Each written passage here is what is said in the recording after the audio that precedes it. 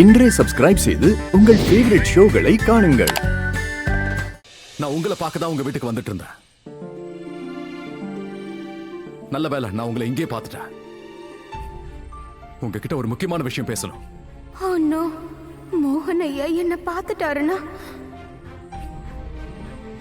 இல்ல, என்ன ஆனாலும் மோகன் ஐயா கிட்ட என் முகத்தை காட்டக்கூடாது.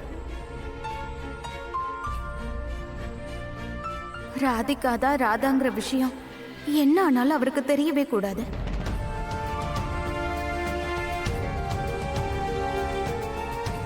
டோன்ட் வரி, நான் உங்க கிட்ட வரணுங்கிற ஐடியாவோட எல்லாம் ஒண்ணு வரல. எனக்கு ஜஸ்ட் உங்ககிட்ட பேசணும், அதுவும் ரொம்ப முக்கியமான விஷயம். என் பொண்ணு குஷி மேல கைய ஓங்கி நீங்க பண்ணது ரொம்ப தப்புங்க.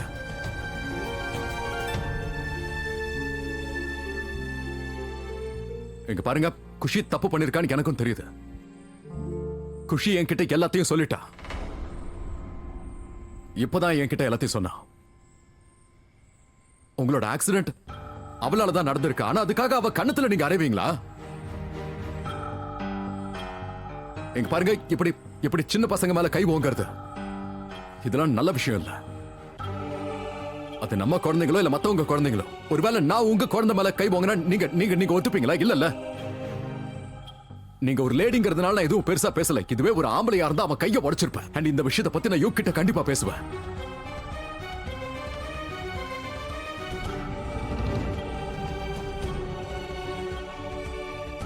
என்ன மிஸ் ராதிகா, நான் என்னவோ உங்களை சாப்பிட வர மாதிரி அப்படி ஓடி போறீங்க? நீங்க நினைக்கிற மாதிரி நான் ஒன்னும் தப்பான ஆள்லாம் கிடையாது. ஆனா அதே நேரத்துல என் பொண்ணு கிட்ட யாராவது தப்பா நடந்துக்கிட்டா அவன் மேல கை ஓங்கினா அதை பார்த்துட்டு நான் சும்மா இருக்க மாட்டேன். ஒரு சின்ன பொண்ணு மேல உங்களால எப்படி கை ஓங்க முடிஞ்சது?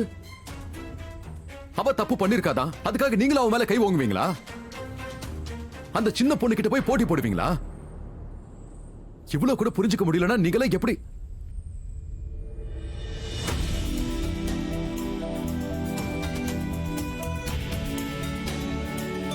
மிஸ் ராதிகா, உங்க கையில அடிபட்டு ரத்தம் வந்துட்டு இருக்கு.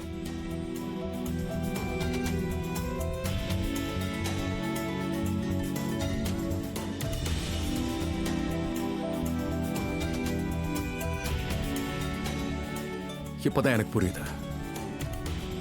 குஷி அடிச்சதுனால நீங்களே உங்களை கஷ்டப்படுத்திக்கிறீங்க, அப்படிதானே? எனக்கு ஞாபகம் இருக்கு, ஒரு வாட்டி நானும் இப்படித்தான் பண்ணேன்.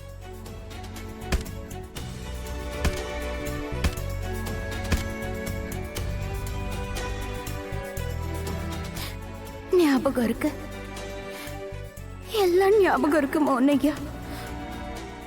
அப்ப உங்க கைக்கு நான் தானே கட்டு போட்டேன். இப்ப ஏதாவது சொன்னீங்களா?